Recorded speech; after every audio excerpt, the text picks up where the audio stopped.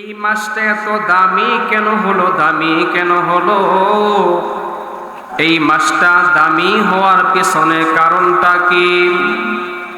এই মাসটা এত দামি কেন? 12টা মাস আছে, তার মধ্য থেকে মাহে রমজান, এই মাসটা এত দামি কেন হলো? এর পেছনে কারণটা কি? আল্লাহ রাব্বুল আলামিন তা কালামে পাকে পরিষ্কার ভাষায় বলিয়া দিয়েছেন। এই মাসটা দামি হওয়ার এক নাম্বার কারণ হলো আল্লাহ তাআলা কালামে পাকে ঘোষণা করেন, শাহরু রমাদানাল্লাযী উনজিলা ফীহিল কুরআন। এক নাম্বার কারণ হলো এই মাসে লাউহে মাহফুজ থেকে আল্লাহ তাআলা কুরআন নাযিল করেছেন। সুবহানাল্লাহ। তাহলে বোঝা গেল এই মাসটা দামি হওয়ার এক নাম্বার কারণ হলো এই মাসে নাজিল হয়েছে কুরআন, শান্তিময় কুরআন। এই বরকতময় মাসে রমজান মাসে নাজিল হয়েছে বিদায় এই মাসের দামটা আমার আল্লাহর কাছে সব চাইতে বেশি। যদি কোরআনকে বলি, কোরআন তুমি কোন দিন আসমান থেকে জমিনে আসলা? কোরআনকে প্রশ্ন যদি করা হয়, ও কোরআন তুমি জমিনে কোন দিন এসেছ? এই কোরআন সুন্দর করে বলবে, ইন্না আনজালনাহু ফী লাইলাতিল কদর। মাহে রমজানে কদরের রাত্রে আমি কোরআন দুনিয়াতে আগমন করেছি। সুবহানাল্লাহ। এই কোরআন দামি এক কিতাব, দামি এক বরকতময় কালাম। এই মাহে রমজানে নাজিল হয়েছে বিদায় এই মাসটার দাম আল্লাহর কাছে অনেক বেশি। কোরআনের বরকত, বলে কোরআনের কেমন বরকত? আমি একটা জামা পরেছি, একটা জুব্বা আমি পরেছি, এই জুব্বার কাপড় দিয়া এই কোরআনের গিলাফ বানানো হয়। আবার এই জুব্বার কাপড় দিয়া কিন্তু মসজিদের মেম্বার বানানো হয়। এই জুব্বার কাপড় দিয়ে লেপ তুষক বানানো হয়। লেপ তুষক মানুষ ব্যবহার করে, পা লাগায়, কোনোদিন চুমু খায় না। কিন্তু এই কোরআন যখন, এই কোরআনের যখন গিলাফ বানানো হয়েছে, এই কাপড় দিয়া যখন কোরআনের গিলাফ বানানো হয়েছে, তখন যখন আপনার আমার পাও কোরআনের গিলাফের মধ্যে লেগে গেছে, আমরা কিন্তু চুমু খাই, আমরা কিন্তু মুখে লাগাই, কপালে লাগাই। কারণ কেন লাগাই? এই কোরআনের গিলাফটা কোরআনের সাথে থাকার কারণে এই কোরআনের গিলাফের দাম অনেক বেশি। ঠিক তদ্রূপভাবে যখন কোন মানুষ এই মাহে রমজান পাইল, মাহে রমজান পাওয়ার পরে এই রমজান মাসটাকে কদর বান্দা করলো, রমজান মাসে একটু আমল বান্দা করলো, মাহে রমজানে বান্দা সকাল বিকাল কোরআন তিলাওয়াত করলো, বলে মাহে রমজানের যেমন দাম এই কোরআন তিলাওয়াত করার কারণে এই বান্দার দাম আল্লাহর কাছে 1000 মাসের চাইতে উত্তম। সুবহানাল্লাহ। এই কোরআনের দাম কেন হইল? কোরআনের দাম এক নাম্বার কারণ হইল এই কোরআন নাজিল হয়েছে মাহে রমজানে। যদি কোনো মানুষ এই মাহে রমজানে বেশি বেশি করিয়া কোরআন তিলাওয়াত করতে পারে, বেশি বেশি করিয়া কোরআন পড়তে পারে, আল্লাহর কাছে ওই বান্দার দাম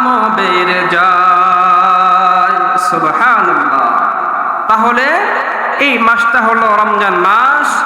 এই মাসে নাজিল হয়েছে কোরআন, বরকতময় কোরআন। লাউহে মাহফুজ থেকে আপনার আমাকে আল্লাহ তাআলা দান করেছেন, সুবহানাল্লাহ।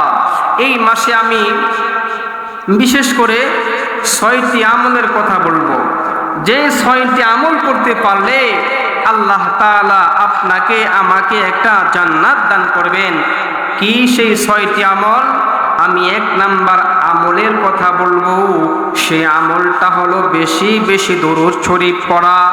যদি কোনো নবীর উম্মত এই মাহে রমজানে বেশি বেশি দরুদ শরীফ পড়তে পারে, সকাল বিকাল দরুদ পড়তে পারে, বলে একবার বান্দা নবীর উপর দরুদ পড়েছে, আল্লাহ তাআলা বান্দার উপর 10টা রহমত বর্ষণ করেন, সুবহানাল্লাহ। নবী আলাইহিস সালাম বলেন, এই মাহে রমজানে যদি কোনো মানুষ 6টা আমল করতে পারে, আল্লাহ তাআলা ওই ব্যক্তিকে 6টা পুরস্কার দান করবেন। তাহলে 1 নাম্বার আমল হলো এই মাসে বেশি বেশি দরুদ শরীফ পড়া। 2 নাম্বার আমল হলো এই মাসে বেশি বেশি পরিমাণে তওবা করা। আস্তাগফিরুল্লাহ রাব্বি মিন কুল্লি যামবি ওয়া আতুবু ইলাইহি লা হাওলা ওয়ালা কুওয়াতা ইল্লা বিল্লাহিল আলিয়্যিল আযীম। যদি কোনো মানুষ রোজা রাখিয়া, যদি কোনো আল্লাহর বান্দা রোজা রাখিয়া বেশি বেশি তওবা করতে পারে, আল্লাহ তাআলা তাকে 5টি পুরস্কার দান করবেন। 1 নাম্বার পুরস্কার হলো, যদি কোনো মানুষ এই মাসে বেশি বেশি বেশি বেশি করিয়া কোরআন পড়তে পারে, বেশি বেশি করিয়া তওবা করতে পারে, আমার আল্লাহ ওই বান্দাকে 5টি পুরস্কার দান করবেন। 1 নাম্বার পুরস্কার হলো আল্লাহ তাআলা ওই বান্দার ভিতর থেকে পেরেশানি দূর করে দিবেন, সুবহানাল্লাহ। তাহলে 1 নাম্বার পুরস্কার হলো আল্লাহ তাআলা ওই বান্দার ভিতর থেকে পেরেশানি দূর করে দিবেন।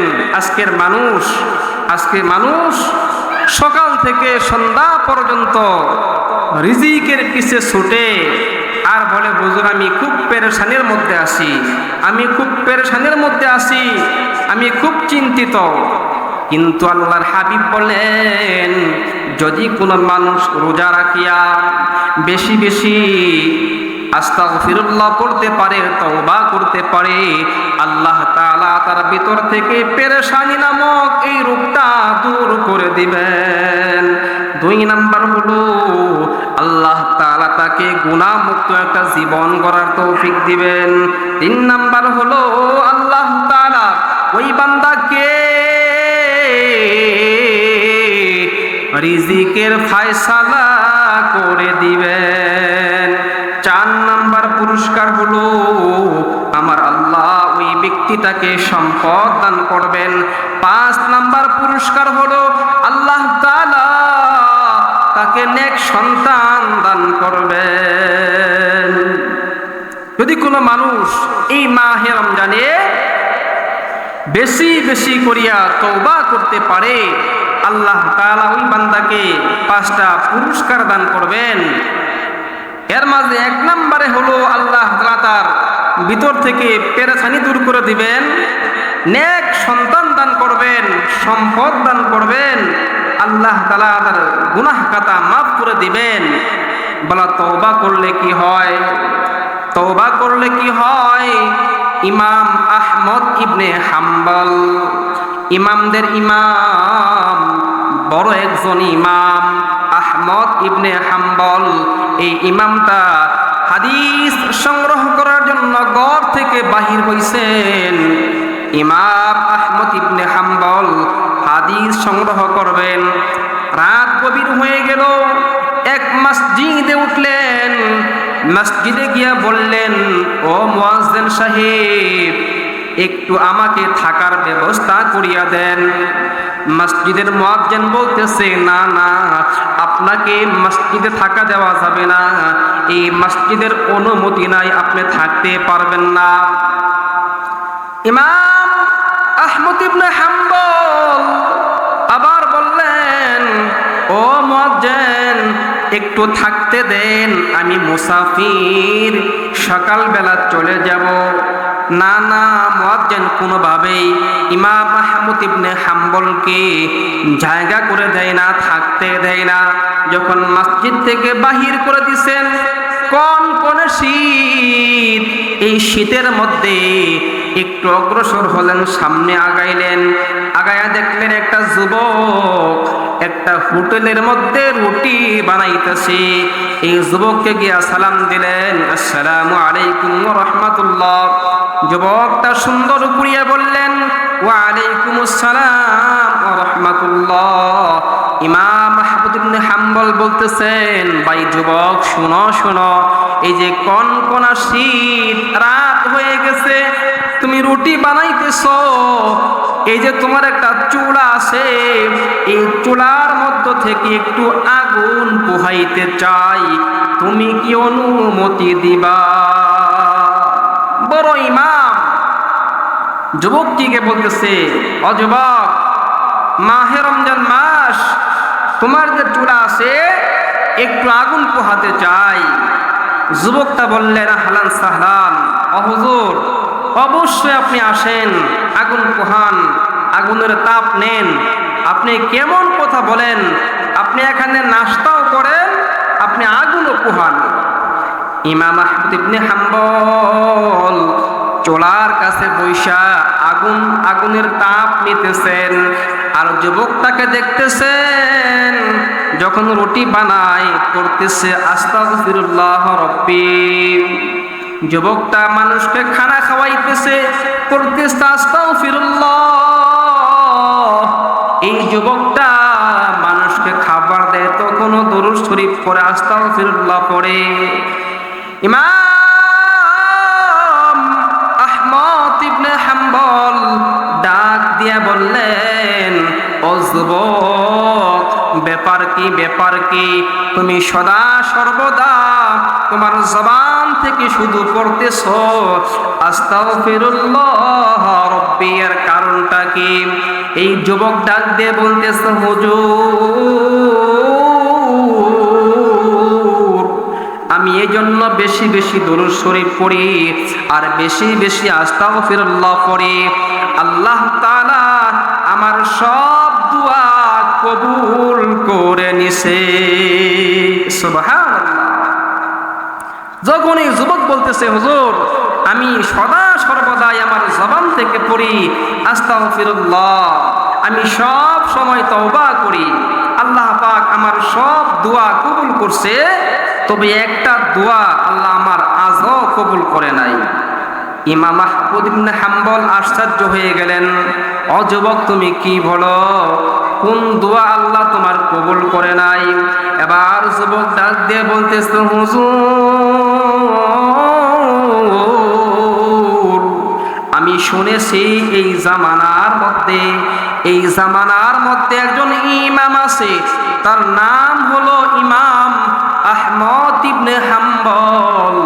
আমার মনে বড় সাধ, আমার বড় ইচ্ছা, ওই ইমামকে কবে দেখব, ওই ইমামের কাছ থেকে আমি কবে দোয়া নিব, আমার বড় ইচ্ছা, আমি ইমামকে দেখতে চাই, কিন্তু আজ পর্যন্ত আমি ওই ইমামকে দেখি নাই। ইমাম আহমদ ইবনে হাম্বল আশ্চর্য হয়ে গেলেন, দর দর করে চোখ দিয়া পানি বের হয়ে গেল। ইমাম ডাক দিয়ে বলতেছেন, যুবক, আয় আমার বুকে আয়, আল্লাহ তাআলা তোমার সব দোয়া কবুল করে নিছে। ও যুবক, শুনো শুনো শুনো, তুমি যেই ব্যক্তিটাকে দেখার জন্য পাগল, ওই ব্যক্তিটার কাছে আল্লাহ তোমারে নেই নাই। তুমি যেই ব্যক্তিটাকে দেখার জন্য পাগল, ওই ব্যক্তিটাকে তোমার আল্লাহ তোমার কাছেই নিয়ে আসছে। আমি হলাম সেই ইমাম আহমদ ইবনে হাম্বল। সুবহানাল্লাহ। তাহলে বোঝা গেল, যদি কোনো মানুষ এই মাহে রমজানে বেশি বেশি পরিমাণে আস্তাগফিরুল্লাহ তওবা করতে পারে, আল্লাহ পাক তার সমস্ত দোয়া কবুল করে নেবেন। যেমন আল্লাহ তাআলা এই যুবকের সব দোয়া আল্লাহ তাআলা দুনিয়াতে কবুল করে নিছেন। এই মাহে রমজানে 2 নাম্বার আমল হলো বেশি বেশি পড়া লা হাওলা ওয়ালা কুওয়াতা ইল্লা বিল্লাহ। 3 নাম্বার আমল হলো এই মাহে রমজানে বেশি বেশি পড়া ইয়া যাল জালালি ওয়াল ইকরাম, ও আমার রিজিক দাতা, আপনি আমার রিজিকের ফয়সালা করে দেন। এই মাহে রমজানে আরেকটা আমল হলো বেশি বেশি পড়া লা ইলাহা ইল্লা আনতা সুবহানাকা ইন্নী কুনতু মিনাজ জালিমিন। সুবহানাল্লাহ। এই মাহে রমজানে অন্যতম আরেকটা আমল হলো বেশি বেশি সময় এই দোয়াটা পড়া। বলে এই দোয়াটা পড়লে কি হবে হুজুর? আমি এক কথায় বলবো, এই দোয়াটা পইরা ইউনূস আলাইহিস সালামকে আল্লাহ তাআলা 3টা অন্ধকারের ভিতর থেকে বাঁচাইছেন। সুবহানাল্লাহ।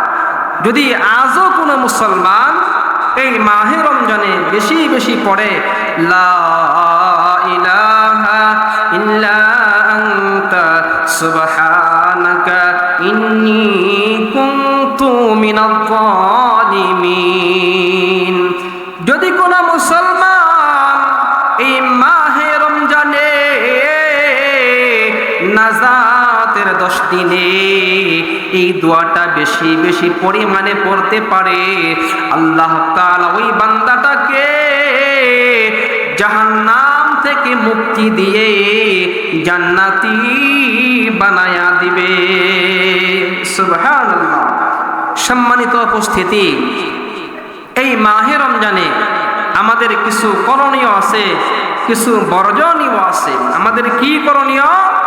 আমাদের করণীয় হলো এই মাহে রমজানে বেশি বেশি করিয়া কুরআনুল কারীমের তেলাওয়াত করা, বেশি বেশি পড়িয়া জিকির আজকার করা, 3 তাসবিহ আদায় করা। এই মাহে রমজানে যদি বেশি বেশি করিয়া কুরআন তেলাওয়াত করতে পারি, জিকির করতে পারি, আশা করা যায় আল্লাহ তাআলা আপনার আমার গুনাহগুলো মাফ কইরা জান্নাতি বানায়া দিবে। সুবহানাল্লাহ।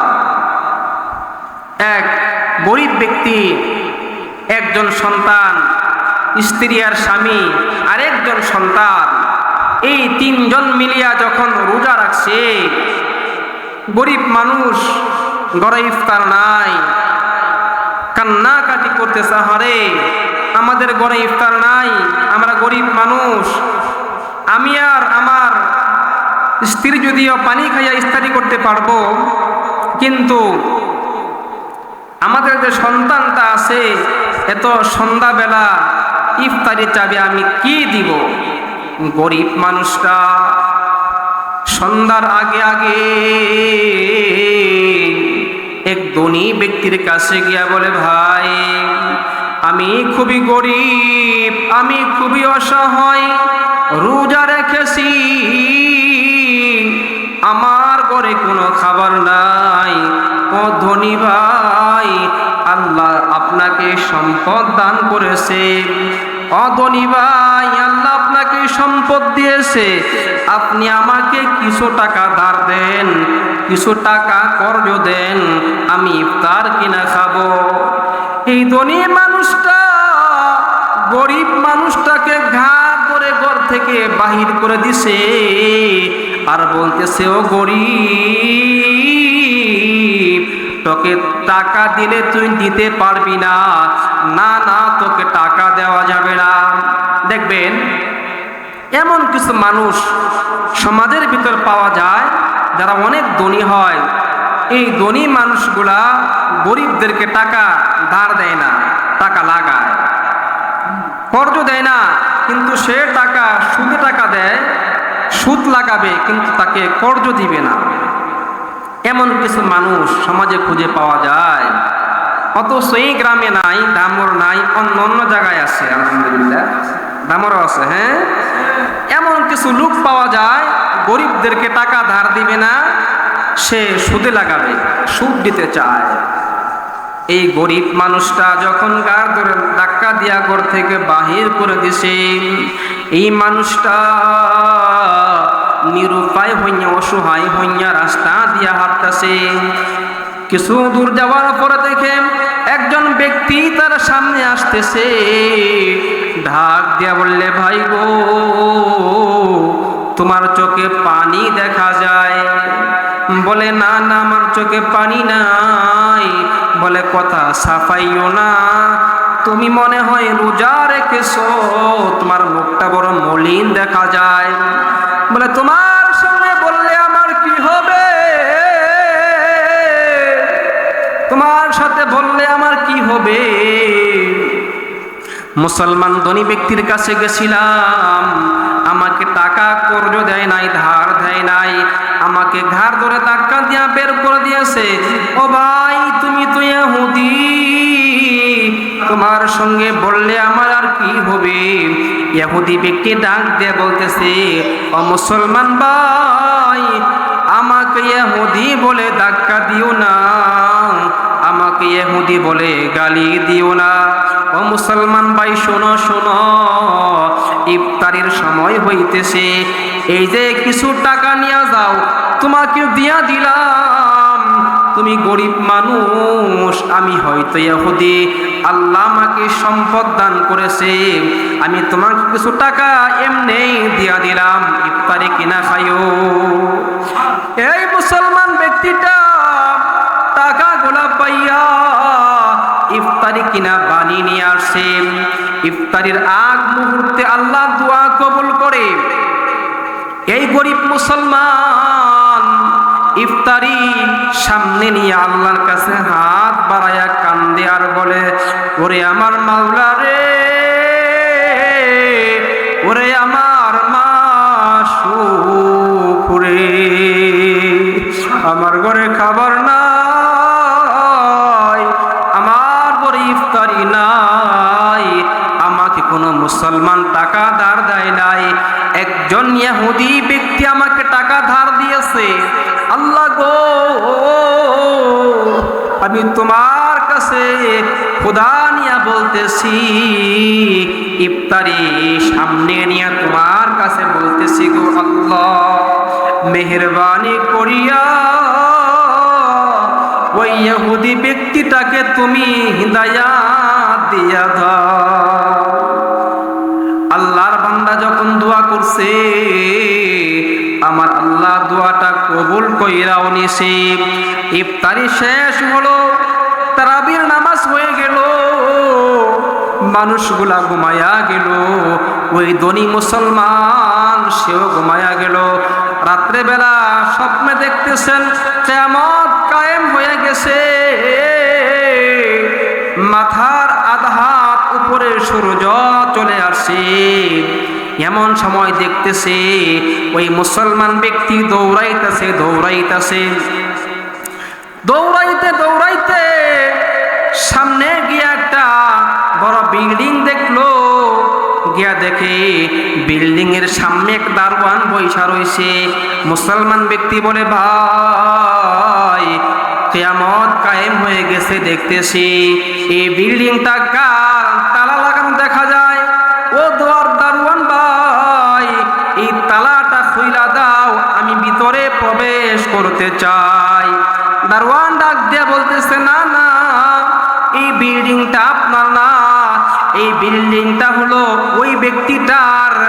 আজকে ইফতারের সময় যেই ইহুদি ব্যক্তিটা মুসলমানকে টাকা দিয়ে ইফতার করাইছে, ওই ব্যক্তির হলো এই বিল্ডিংটা। সুবহানাল্লাহ। রাত গভীর হয়ে গেছে, যখন এই মুসলমান ব্যক্তি স্বপ্ন দেখছে, ঘুম থেকে জায়গা দৌড়াইয়া এসে বলতেছে, ও মুসলমান ভাই, তোমাকে কোন ব্যক্তি টাকা দিয়ে ইফতারি করাইছে? বলে, আমাকে ইফতারি করাইছে একটা ইহুদি ব্যক্তি। এই মুসলমান গিয়ে বলতেছে, ইহুদি ব্যক্তি ভাই শুনো, তুমি যে টাকাগুলা মুসলমানকে দিয়েছিলা, ইফতারি করাইছিলা, এই টাকাগুলা নিয়ে নাও, ওই মুসলমান রোজাদার ব্যক্তিকে আমি ইফতারি করাবো, আমি টাকা দিব। বলে, না না, আমি ওই ব্যক্তিকে টাকা দিছি, টাকা নিব তো না, নিবই না। আজকে এই রাত্রে তুমি যেই স্বপ্ন দেখেছো, যেই বিল্ডিং দেখেছো, ওই জান্নাতের মধ্যে বিল্ডিং আল্লাহ আমার জন্য বানাইছে। সুবহানাল্লাহ। মুসলমান ধনী ব্যক্তি আশ্চর্য হয়ে গেছে, কেমন কথা বলেন, স্বপ্নে দেখছি আমি, আর স্বপ্নের তাবির করতেছেন আপনি। বলে, ভাই শুনো শুনো, আমাকে ইহুদি বলে আর গালি দিও না। আজকে এই রাত্রে নবী মুহাম্মদুর রাসূলুল্লাহ সাল্লাল্লাহু আলাইহি ওয়াসাল্লাম স্বপ্নে যোগে আমি নবীকে দেখছি, আর নবী আমাকে তার জবান থেকে কালিমা পড়াইয়া মুসলমান বানায়া দিছে। সুবহানাল্লাহ। ও ধামরবাসী বলে যাই শোনেন, যদি কোনো মানুষ একটা রোজাদার ব্যক্তিকে ইফতার করায়, আল্লাহ তাআলা ইফতার করানোর বদৌলতে ওই বান্দাকে জাহান্নাম থেকে পরিত্রাণ দিয়া জান্নাতি বানায়া দিবে। সুবহানাল্লাহ। এই জন্য আমি ইফতারির আগে আগে বলবো, সম্মানিত উপস্থিতি, আমরা যারা রোজা রাখতেছি, যারা রাখতেছে, যারা আমরা ধনী আছি, যদি আমরা গরিবদেরকে ইফতার করাইতে পারি, আল্লাহ তাআলা ওই ইহুদি ব্যক্তির মতো আল্লাহ তাআলা হেদায়াত দিয়া আপনাকে আমাকেও আল্লাহ জান্নাত দিতে পারে কি পারে না? আল্লাহ তাআলা আপনাকে আমাকেও জান্নাত দিতে পারে। আমি জান্নাতি একটা মানুষের পরিচয় দিয়ে এখান থেকে বিদায় নিব। আমরা শুনেছি ফেরাউনের স্ত্রীর নাম ছিল আসিয়া। নাম কি ছিল? আসিয়া। এই আসিয়া ঈমান গ্রহণ করেছিল। ঈমান গ্রহণ করার কারণে এই ফেরাউন একদিন ডাক দিয়ে বলতেছে, আসিয়া শোনো শোনো, ঈমানটা ছেড়ে দাও, আর না হয় তোমাকে আমি হত্যা করব, কতল করব। আসিয়া কেমন বড় ঈমানওয়ালা ছিল, এই মাহে রমজান আমি বলিয়া যাই, ধামরবাসী আপনারা শুনেন। আসিয়া ডাক দিয়া বলল, না না, ঈমান ছাড়বো না, ঈমান আমি ছাড়বো না। ফেরাউন তার দলবলকে ডাক দিয়া বললেন, ও আমার দলেরা শুনো শুনো, আসিয়াকে ঘর থেকে বাহির করো। আসিয়াকে ঘর থেকে বাহির করা হলো। বলে, মরুভূমিতে নিয়ে যাও। মরুভূমিতে নিয়ে যাওয়া হলো। এবার ফেরাউন ডাক দিয়া বলল, আসিয়ার হাত পাও গুলা টন টন করে বাঁধো। আসিয়াকে তিলে তিলে ক্ষয় করে ফেল, নিঃশ্বাস বন্ধ করে ফেল। স্বামী হইয়া স্ত্রীকে হত্যা করতেছে। এই ফেরাউন আসিয়ার পায়ের মধ্যে বাঁধা হলো, হাতের মধ্যে বাঁধা হলো, মরুভূমিতে নিয়ে যাওয়া হলো। আসিয়াকে আস্তে আস্তে কতল করা হচ্ছে। আসিয়া আল্লাহর জান্নাত দেখতেছে। আল্লাহকে ডাক দিয়ে বলে, আল্লাহ গো, তোমার দুশমন হলো ফেরাউন, তোমার দুশমনের সামনে আমি ঈমান এখনো হারাই নাই, ঈমান হারাবো না। আল্লাহ গো, তুমি তোমার জান্নাত আমি আসিয়াকে ঈমান